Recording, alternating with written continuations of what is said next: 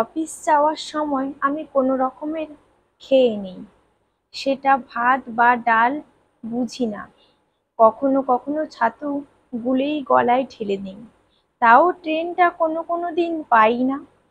কথাটা বলতেই অফিসের মল্লিকাদি বলল, সেটা হতেই পারে, কিন্তু রাতে রাতে মিঠিকে পড়াতে পড়াতে কোনো রকমের রুটির মধ্যে তরকারি রোল করে মুখে চালান করি।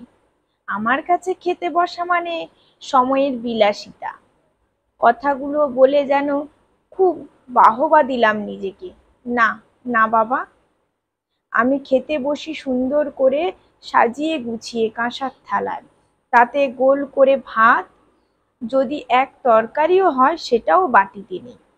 মল্লিকাদি বলতেই আমি বললাম, বাবা তোমার সময় আছে বটে, আসলে তোমার মেয়ে তো ক্লাস 9, ও তো পড়তে হয় না, নিজেরটা বুঝে গেছে। আমি একটু ঠেস মেরেই বললাম, না, আমি সব সময় এভাবেই খাই, নিজের সবটা পরিপাটি না হলে আমার ভালোই লাগে না। আমি সব সময় সুন্দর করে সাজিয়ে গুছিয়ে খাই, ছোটবেলায় মা দিত, বিয়ের পর থেকেই আমি নিজেই বেড়ে নিই। কে দেবে কে দেবে না, অত ধার ধারি না। কেন ভাই, দিনের শেষে আমিই তো একজন, শুধু একজন কি, দাবি একজনই।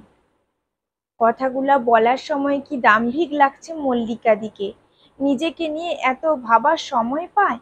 আমি অবাক হয়ে দেখছি ওকে। মল্লিকাদি আমার কাছে এসে বলল, করিস না এরকম, খাওয়া নিয়ে এরকম তো করিস না। খাওয়া মানে লক্ষ্মী, মা লক্ষ্মী রাগ করে, মনে রাখবি।